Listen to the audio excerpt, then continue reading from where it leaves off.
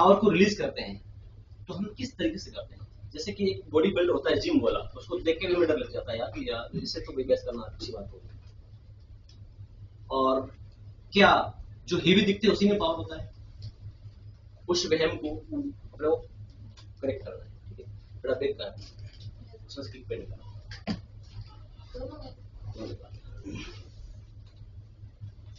हाथी बहुत बड़ा है, टाइगर बहुत छोटा है।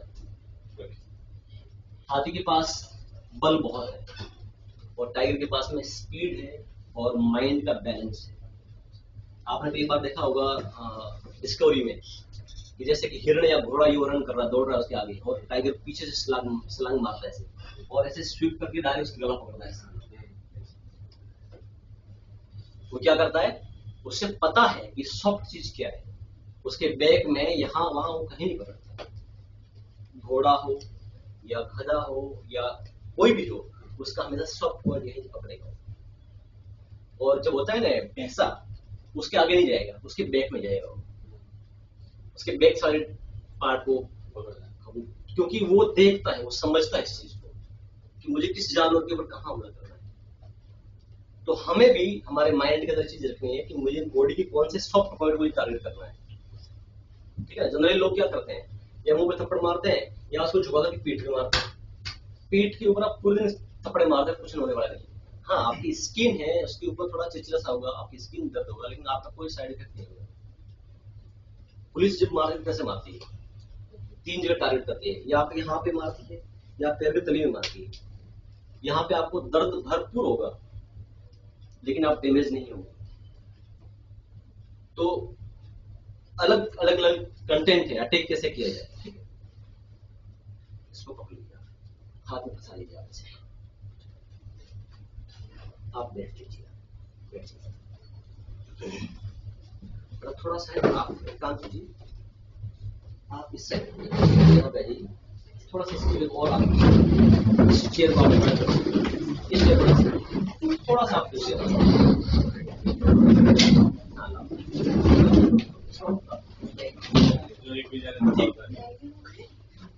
अभी आपको ये महसूस करना है कि आप जनरल बोगी में बैठे हैं और हमें दिल्ली जाना है। कहाँ जाना है? सीट मिल गई है, वो बड़ी लक की बात है।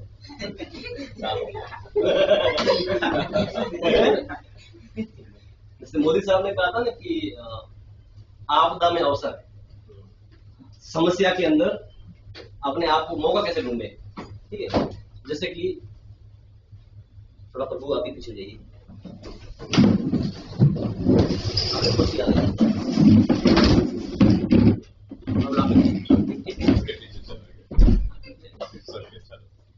ये जो टारगेट है, समझो कि किसी का क्या है, फेस है, क्या है, किसी का मुंह है और यहाँ रखा, ठीक है?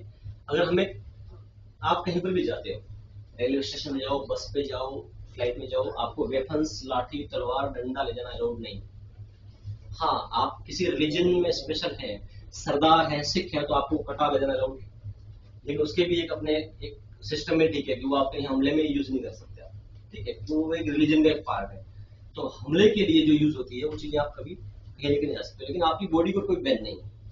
बॉडी पे ऐसा नहीं कि आप पैर नहीं लेके जा सकते या हाथ नहीं लेके जा सकते, वो आप हर जगह लेके जा सकते। तो आप अपनी बॉडी को चलता चलता लड़ाकू विमान कैसे बना सकते हो आप, ठीक है? यहाँ ध्यान देना है, उस पैर को आगे जाओ, डरना नहीं, कुछ नहीं। यहाँ पर जब कोई बंदा ऐसी यहाँ पे मेरी हाइट का बंदा है, ठीक है, और आपसे बहस कर रहा है, तो आपको यहाँ से भी कैसे मारना है इसके? ये क्या है? किक है, और मैं कहाँ मारा हूँ उसके, ठीक है? ये सिर्फ मैं टच कर रहा हूँ, ये क्या किया मैंने? टच किया।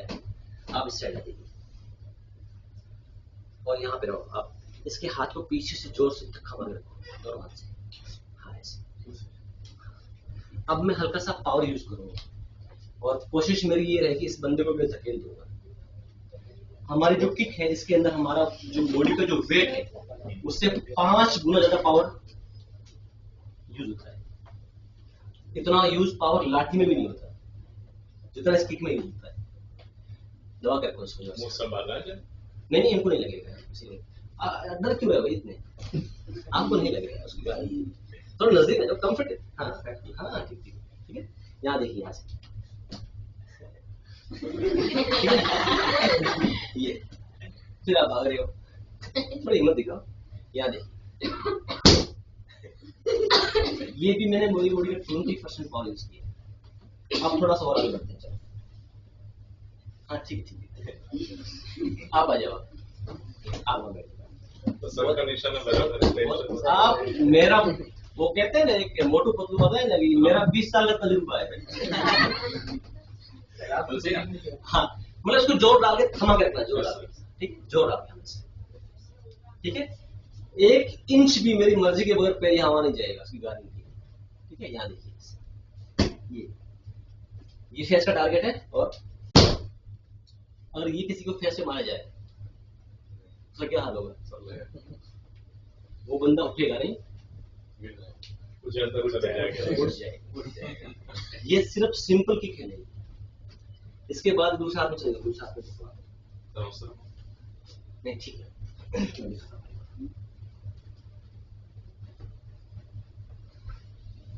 ये इतना नजदीक में कोई बहस कर रहा है, इतना नजदीक में कि ये नहीं फलाना टीम का, ये नहीं होने सकता।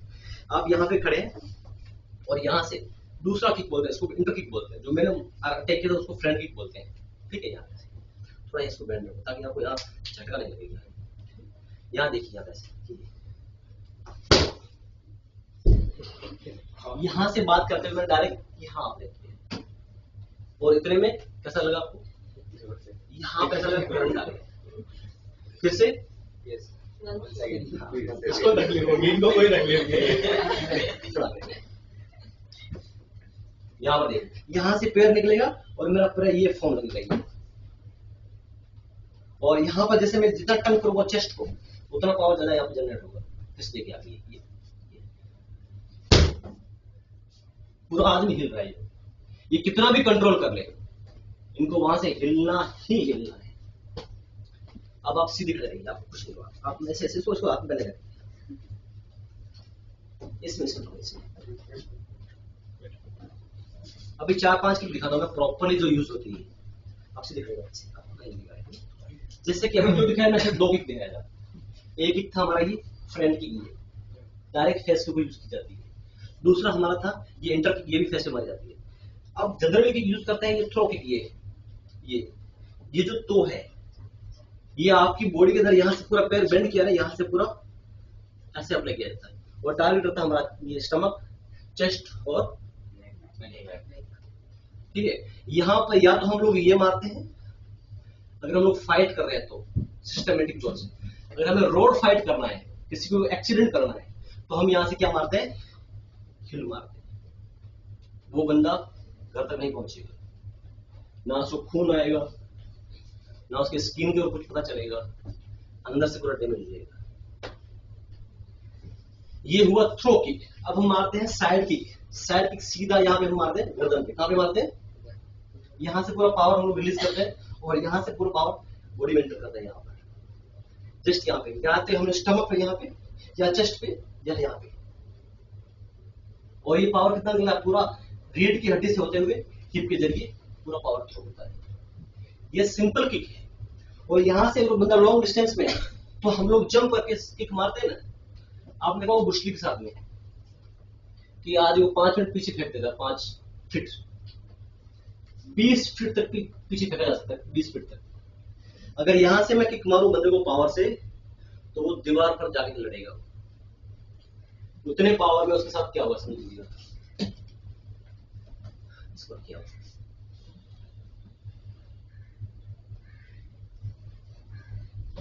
पावर से यहां से देखिए, इसको बैक एंटर किक बोलते हैं। जो मैंने थोड़ा सिंपल किक मारा था, इससे 4 गुना ज्यादा पावर, क्यों? मेरी पूरी बॉडी टर्निंग पूरा इसमें जाता है। इसमें और भी बहुत सारी किक है कि मेरी सिग्नेचर किक है, मैं आपको दिखाता हूं। आपको निकलना पड़ेगा। हाँ, याद है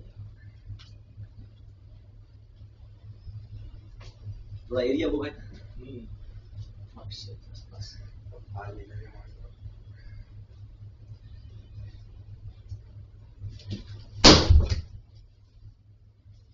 ओके,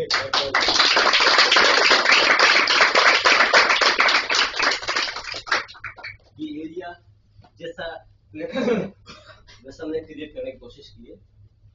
बाकी इसके अंदर आपने कभी सोचा भी नहीं होगा कि मार्शल आर्ट्स इतना एडवांस हो सकता है। मार्शल आर्ट्स आपके अंदर ठहराव देता है। क्या देता है? ताकत दो टाइप की होती है, एक होती है पॉजिटिव, एक होती है नेगेटिव।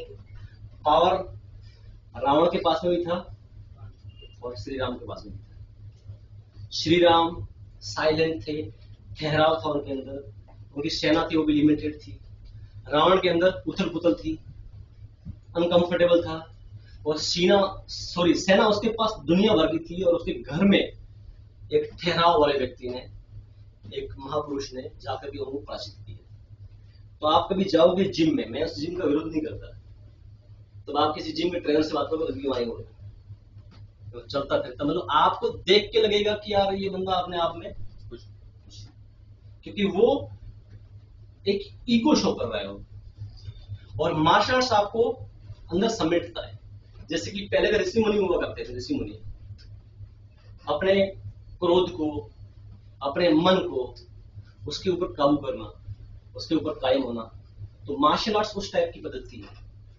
ये एक बहुत ही पुराना ट्रेडिशनल कल्चर है, ये गुरु परंपरा के सिस्टम से आता है। आपने प्रॉपर मार्शल आर्ट्स किया तो कभी क्राइम नहीं करोगे आप। आपने प्रॉपर मार्शल आर्ट्स किया तो कभी आप नशा नहीं करोगे, कभी आप गलत संगत के साथ में नहीं रहोगे। आपका जो कहते हैं ना, एक सोल है, आत्मा है, एक प्योर हो जाएगी।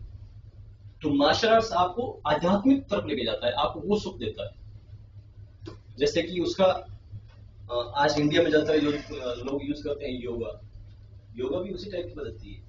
लेकिन योगा मार्शल आर्ट्स का एक छोटा सा बेसिक पार्ट है ओनली, और मार्शल आर्ट्स एडवांस वर्जन। इसलिए मैं चाहूंगा कि आपने मुझे 1.5 घंटा चला, उसके लिए बहुत बहुत शुक्रिया। Okay, let's have a clap.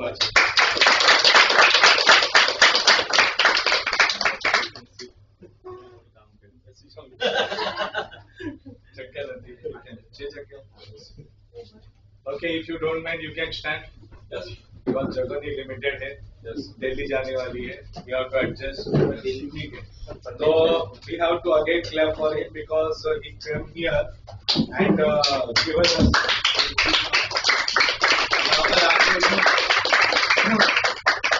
एक छोटा सा we can say that as a title, okay? जैसे कोई फिल्म रिलीज होती है तो उसके बीच में जो टाइटल दिखाया जाता है तो उन्होंने शो किया, तो ये आपको टाइटल दिखाया उन्होंने, ठीक है, फिल्म नहीं दिखाई है, अंडरस्टूड?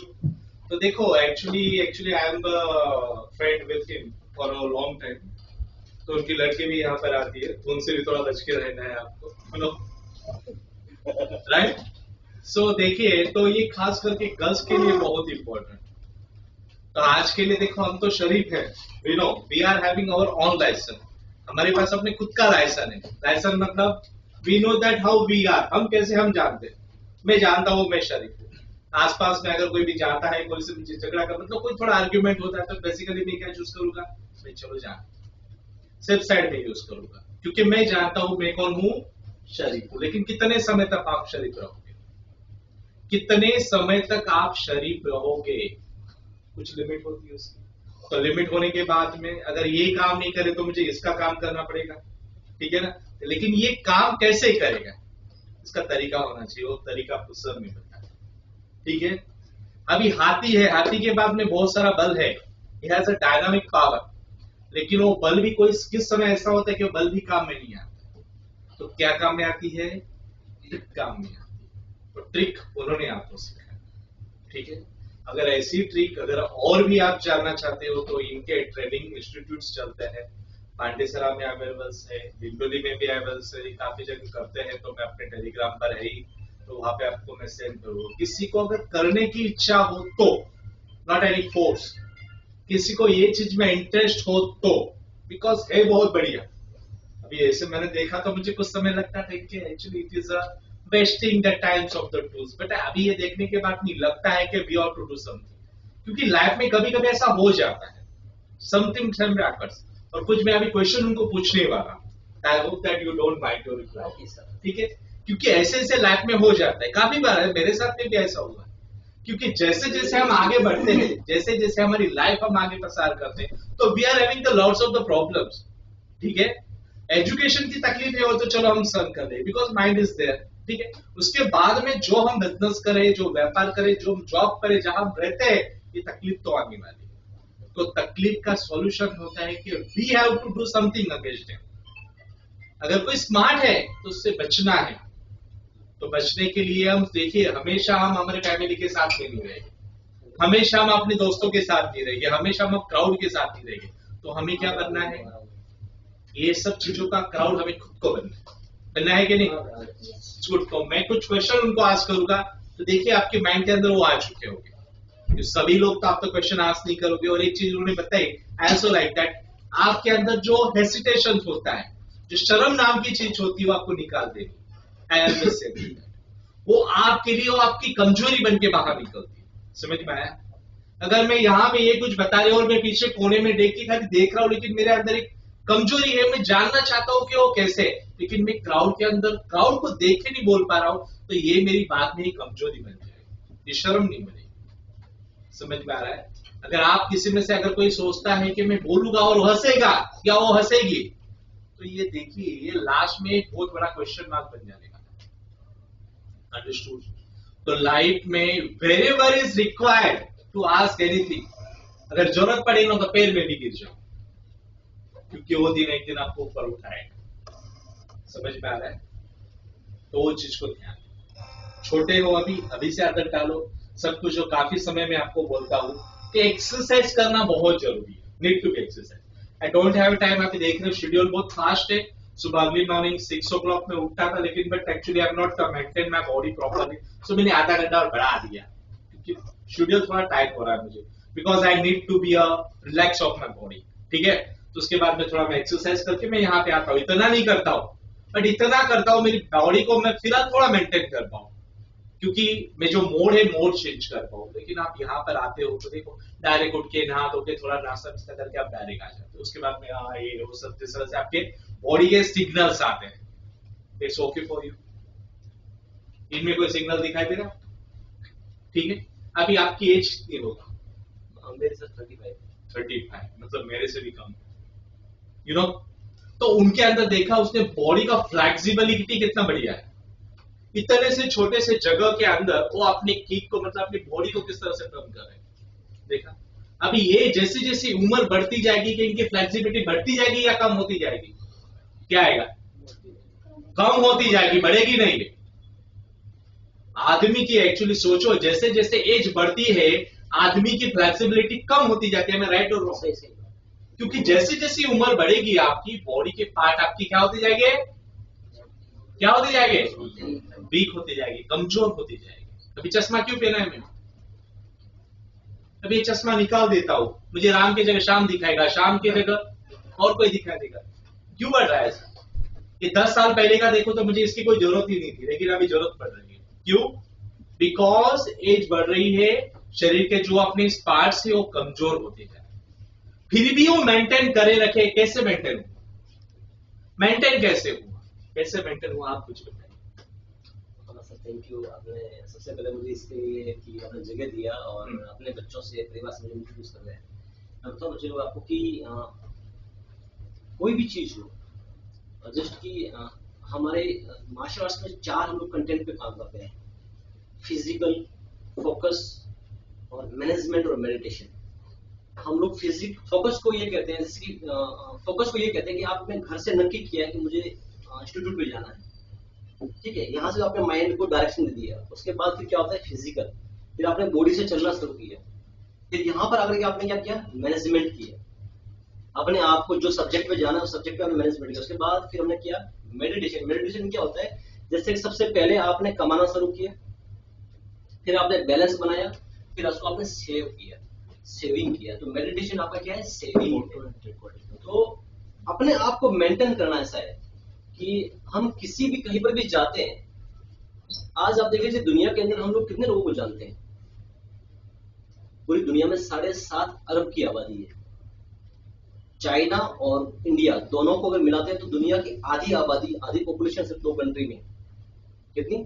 3-3.5 अरब। और बाकी जो कंट्री है 200 कंट्री है, उसके अंदर 3 अरब पॉपुलेशन नहीं है। तो हम लोग कितने लोगों को जानते हैं? गिने चुने लोगों को। महात्मा गांधी ले लीजिए, सुभाष चंद्र बोस ले लीजिए, भगत सिंह को ले लीजिए, कुछ पॉलिटिशियन को ले लीजिए, कुछ आप फिल्म इंडस्ट्री को ले लीजिए, कुछ स्पोर्ट्समैन को ले लीजिए। क्योंकि उन्होंने क्या किया है, उन्होंने एडवांस लेवल पे उन्होंने सोचा है। और हम लोगों ने क्या किया है कि हम लोगों ने एक लेवल तक सोचा है, हमने कुछ आगे सोचा ही नहीं है। तो सबसे पहले आपको अपनी वैल्यू क्रिएट करनी पड़ेगी। जैसे कि सर ने कुछ सोचा है, अपने जिंदगी कुछ गोल बनाया है, सर ने अपनी वैल्यू क्रिएट की है, तब आप यहां आए। अगर सर अपनी वैल्यू क्रिएट नहीं करते, सर अपने आप को नहीं निखारते, अपनी वैल्यू को नहीं समझते, तो ना आप यहां होते ना हम यहां होते। आप मुझे जान रहे हैं लेकिन आप मेरे पापा को नहीं जान रहे, क्योंकि मेरे पापा ने सिर्फ हमारे परिवार के लिए, मुझे हमारी परवरिश करने के लिए किया है, उन्होंने समाज के लिए ऐसा कुछ नहीं किया जो उनको जान सके। एक हम लोग बहुत बड़े सेमिनार अटेंड कर रहे थे सर, उस सेमिनार के अंदर एक स्पीकर था, उन्होंने बहुत बड़ी बात कही हमसे। उन्होंने बोला कि आप घर पे जाकर के एक फ्रेम लेना, उस फ्रेम के अंदर श्री कृष्ण भगवान का, राम भगवान का, मोहम्मद साहब का, कबीर जी का, बुद्ध भगवान का, महावीर भगवान का, अमिताभ बच्चन का, महात्मा गांधी का, सचिन तेंदुलकर का, लता मंगेशकर जी, अमिताभ, इन सब हस्तियों की आप फोटो चिपका देना साइड साइड।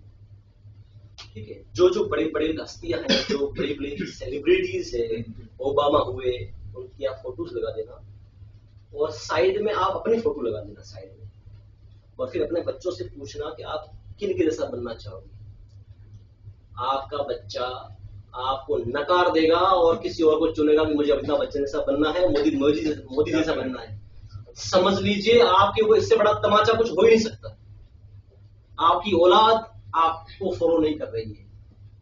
क्यों नहीं कर रही है? कि आपने उसकी परवरिश जरूर की है, लेकिन आपने ऐसी अपनी वैल्यू नहीं बनाई है कि लोग आपके तरफ अट्रैक्ट हो, आपसे कुछ प्रेरणाएं लें। आपकी कहानी लोग क्यों सुनेंगे? जब आपकी वैल्यू होगी, आप अपने आप की वैल्यू बनाएंगे, तब आप लोग आपकी स्टोरी सुनेंगे। और आपको अपनी वैल्यू बनाने के लिए आपको एवरी डे अपने आप को अपडेट रखना पड़ेगा, अपने आप को सर्विस में रखना पड़ेगा, अपने आप को कंटिन्यू रखना पड़ेगा। ये सब्जेक्ट छोड़ने का है नहीं। जैसे एवरी डे हम लोग लंच करते हैं, डिनर करते हैं, अपने आप को हर रोज, तो उसी प्रकार ये अपने जीवन के सब्जेक्ट में आपको लेना पड़ेगा, तभी आप जिंदा रह पाओगे। महात्मा गांधी एक दिन में नहीं बनते।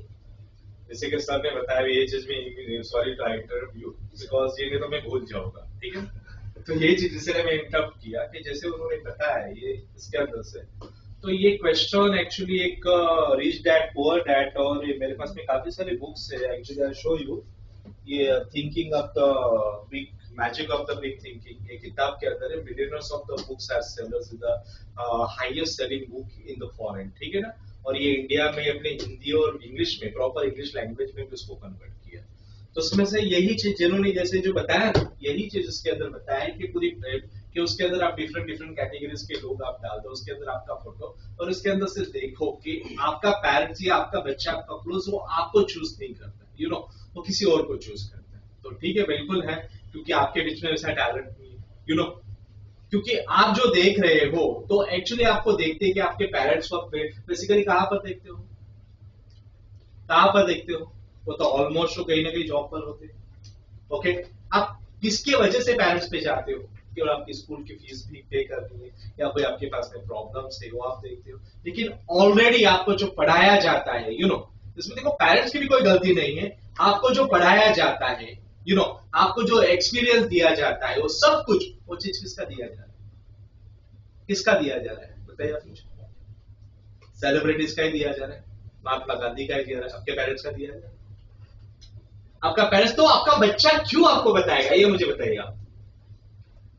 देखिए सर ने क्या किया कि अपना बच्चा अपने बारे में क्यों बताएगा? क्योंकि हमारे जो पेरेंट्स है ना, सस्पेंस में हमारे सिक्योरिटी के लिए, हमें सेफ रखने के लिए हमें प्रमोट करते हैं, वो हमें हर अच्छी सुविधा मुहिम करवाते हैं, लेकिन उनके पीछे ऐसे कोई मोटिवेशन देने वाले, उनको मोटिवेट करने वाले ऐसे कोई पर्सन नहीं थे कि वो अपने वैल्यू बना सके। तो इसके लिए हुआ क्या है? दोष उनका भी नहीं है, दोष उनका जनरेशन, यू नो, उनके दोष उनका जनरेशन का भी। वो हुआ क्या, तो सोचिए, जैसे कि मेरा बिजनेस एजुकेशन, जैसे मैंने मेरा लाइफ संभाला, तो 12-15 साल से एक बर्डन आ गया, भाई पढ़ना है, पढ़ना है, पढ़ना है, पढ़ाना है, पढ़ाना, पढ़ाना, उसके बाद एक पैसा कमाना है, तो लाइफ का सर्कल क्या उसी के अंदर से टोटली माइंड हो गया। आदमी अगर बाइट हो गया, जैसे इन्होंने ऐसा बर्तन पकड़ दिया, ब्लॉक कर दिया, आदमी गिर पाता? ट्रिक मालूम थी? अभी इन्होंने बताया तो ट्रिक मालूम किया, ऐसा करना वैसा करना, इन्होंने बताया तो मालूम पड़ा, इसके पहले ट्रिक मालूम थी? अब तो देखो, जब तक आपको कोई नहीं बताएगा तब तक आपको ट्रिक मिलनी है, लेकिन तो ट्रिक मिल गई है तो उसका यूज करना चाहिए। समझ में आया? तो देखो, यहां तक पिक्चर सही था, यहां तक पिक्चर सही था कि आपके पेरेंट्स वेल नोन नहीं थे, लेकिन पेरेंट्स के अंदर वो ट्रिक आ गई है। समझ में आ रहा है? अब देखो पिक्चर उल्टा हो रहा है, वहां से अभी आपका फ्रेम, ये फ्रेम अलग है और आपके माता पिता का जो पेरेंट्स का फोटो वो अलग है, लेकिन आपके यहाँ के पेरेंट्स अभी अलर्ट हो चुके हैं, उन्होंने सोच लिया है कि I also want to become a fan of my kids. तो उन्होंने सोच लिया, उन्होंने सोच लिया और ऐसा टैलेंट लेने का उन्होंने शुरू कर दिया। अगर मीडिया के बीच में अगर वो आने लगे तो उनका यहाँ पर आप देखो, उन लोगों के मतलब यहाँ पे ट्रांसफर हो रहा है, ये पिक्चर यहाँ से वहां पर जाने का, तो फिर आप सोचोगे कि सोचोगे यस और नो? तो ये दिक्कत है कि जब तक पॉपुलैरिटी नहीं बढ़ेगी तब तक अट्रैक्शन नहीं होगा। तो मैं किसकी बात कर रहा हूं? किसकी बात कर रहा हूं मैं? I am talking about attractions. मतलब यही है, जो दिखता है वही दिखता है, मालूम है ना सबको? मैं नहीं दिखा होगा तो बेचेगा कैसे?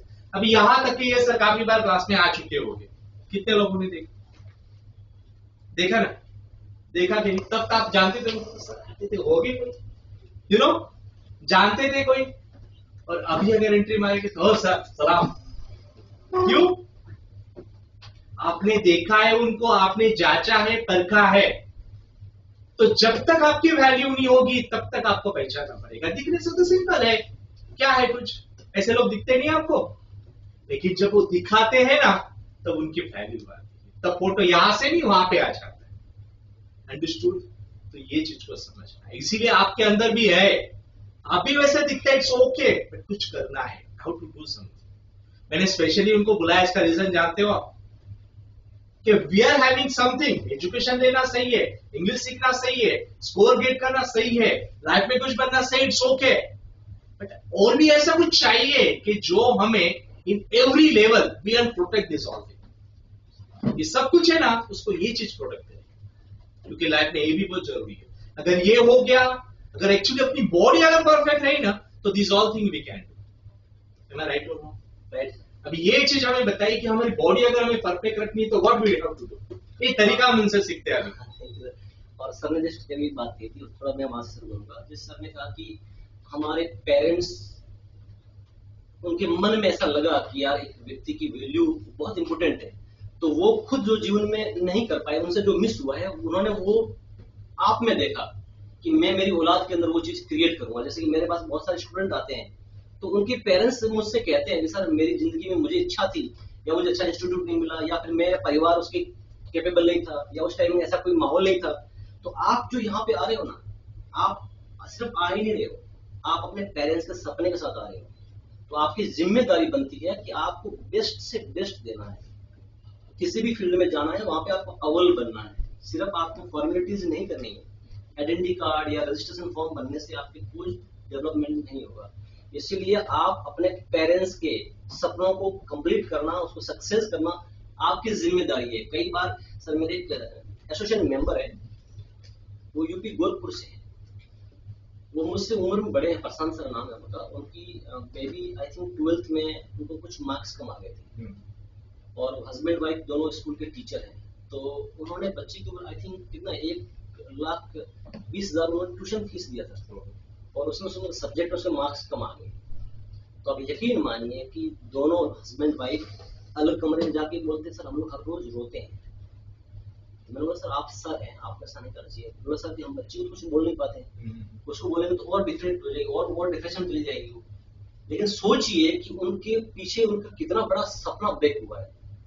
वो ये चाहते थे कि हमारी बच्ची एक अच्छे प्लेटफॉर्म तक पहुंचे, और कहीं न कहीं हम उस उम्र में जाने के बाद में हम अपने आप को एक सेल्फ डिपेंडेंट सोचने लग जाते हैं कि हम अलग अलग, हमारे माइंड में टेस्ट आ जाता है कि हम मूवीज देखें, कार्टून देखें, हम अपने फ्रेंड्स के साथ में टाइम स्पेंड करें। तो वो सारी चीजें अपनी जगह ठीक है, लेकिन आपको सबसे पहले देखना है कि जो मेरे मम्मी पापा मेरे लिए पसीना दिन रात एक करते हैं, जो मेरे लिए फीस भरते हैं, मेरी सारी डिमांड पूरी करते हैं, उनका एम क्या है उसको क्लियर करना सबसे पहली आपकी जिम्मेदारी बनती है। जैसे कि आप यहाँ पे रेडियो करके आते हैं तो आपको नाश्ता करा के भेजा होगा, तो आपसे डेफिनेटली आपकी मम्मी 2 घंटा पहले जगी होंगी, तो आप जब उनका जब ट्रस्ट ब्रेक करते हैं तो उनको कितनी तकलीफ होती है। इसलिए कभी भी किसी फील्ड में आप जब जाते हो तो आपको एवरी टाइम ये याद रखना है कि मुझे मेरे प्लेटफॉर्म में फर्स्ट आगे आना है। कोई बच्चा जिम जाए, कोई बच्चा स्विमिंग में जाए, कोई बच्चा सिंगिंग सीखे, कोई बच्चे स्पोकन इंग्लिश, XYZ कोई भी सब्जेक्ट में आपके पेरेंट्स को इंटरेस्ट है तो वहां पर आपको आनाकानी नहीं करनी चाहिए, क्योंकि ये चीजें हमने हमारी जिंदगी में ऐसी की थी और आज हमें बहुत बड़ा अफसोस है चीज का। लेकिन हम कहीं न कहीं उठते पड़ते गिरते संभल गए और आज हम हमारे पेरेंट्स को कहेंगे फुलफिल करवा रहे हैं, तो उनको संतुष्ट है कि यार जिन सब्जेक्ट में हम डाल रहे थे शायद उसमें नहीं पहुंचा, कोई बात नहीं, लेकिन कहीं कहीं तो खड़ा ही है, कहीं न कहीं से तो रोशनी दे रहा है। ठीक है, तो आपकी जिम्मेदारी, आप यहाँ पे चेयर पे बैठते हो तो उससे मम्मी पापा को याद करना है कि मुझे यहाँ पे किसने भेजा है और यहाँ पे जो फीस जमा कर रहे हैं वो कहाँ से लेके कर रहे हैं और मेरी क्या रिस्पॉन्सिबिलिटी है कि मैं क्या करूँ, कितना ध्यान दूं मैं। ठीक है, बाकी सारी बातें अपने आप जीवन में होती रहेगी उम्र के साथ में, लेकिन जहां पर ये जो आपका सब्जेक्ट है, उम्र है, बहुत सॉफ्ट और बहुत ही मासूम उम्र है, इसके अंदर आपको यही चीज करनी चाहिए। एक सब्जेक्ट पर आगे बढ़ जाने के बाद पीछे वाला आप करेक्शन करने जाओ तो पॉसिबल ही नहीं है। और दूसरी बात सर ने बोला कि फिजिकल के बारे में क्या करना चाहिए, जैसे कि गुजरात योग बोर्ड ने सर एक सब्जेक्ट चालू किया 2-3 साल पहले, गुजरात योगा करके, अभी स्कूलों में बहुत सारी जगह। तो सबसे पहले मैंने जो बात की थी ओरली सेल्फ डिफेंस के बारे में, और कुछ ऐसे मैंने अपने दोस्तों बच्चों को मैंने लिया कि भाई इस तरह से लड़के छेड़ते हैं क्या करते हैं। हमारे सामने सिर्फ ऐसे लड़के या ऐसी मानसिकता के लोग ही हमारे दुश्मन नहीं है। हाँ, इस शहर में रहते हैं, इस सूरत शहर की पॉपुलेशन कितनी पता है? 65-70 लाख, 70 लाख की पॉपुलेशन है। इसका कंपेरिजन दूसरा कंट्री से मैं करता हूँ। इजराइल नाम सुना आपने? इजराइल की पॉपुलेशन कितनी है? 86 लाख, 86 लाख के, मात्र 86 लाख इजराइल की पॉपुलेशन है। नवसारी और सूरत को मिलाते हैं तो इजराइल से हम ये 2 सिटी बड़ी हो जाती है। और इजराइल का अंदर एक लॉ है, एक रूल है कि चाहे प्राइम मिनिस्टर हो, चाहे कमिश्नर हो, कोई भी कितने भी बड़े ओहदे का बंदा क्यों ना हो, उसकी बेटी है तो 18 महीना आर्मी के अंदर जॉब करेगी एनी हाउ कंपल्सरी, अगर वहां का उसको सिटीजन लेना हो तो। अगर लड़का है तो 2 साल आर्मी की जॉब करना कंपल्सरी। समझो कि वो बंदा कितना डिसिप्लिन में होगा, जो बंदा आर्मी में से रिटर्न होगा वो। तो समझो कि 86 लाख की 86 लाख की जनरल वहां की जो पब्लिक है वो आर्मी मैन है। इंडिया की आर्मी कितनी है पता है किसी को? 13 लाख। पॉपुलेशन कितनी है? 1 अरब 35 करोड़, 135 करोड़।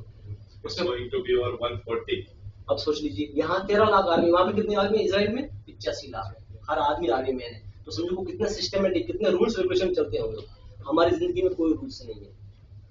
उठना पढ़ना, जब आप उठते हो बिस्तर में तो बिस्तर का कोई डिसिप्लिन नहीं है, खाने पीने का डिसिप्लिन नहीं है। तो सबसे पहले जिंदगी में डिसिप्लिन आना बहुत जरूरी है। और जिंदगी को आप डिसिप्लिन में लाओगे तो आपकी जिंदगी ऑटोमेटिक चेंजिंग आएगा, आपकी कॉन्फिडेंस में आएगा, आपके चेहरे पे आएगा, आपकी बॉडी लैंग्वेज में आएगा। सबसे पहले आप सोच लीजिए कि आप खाना खाते हो।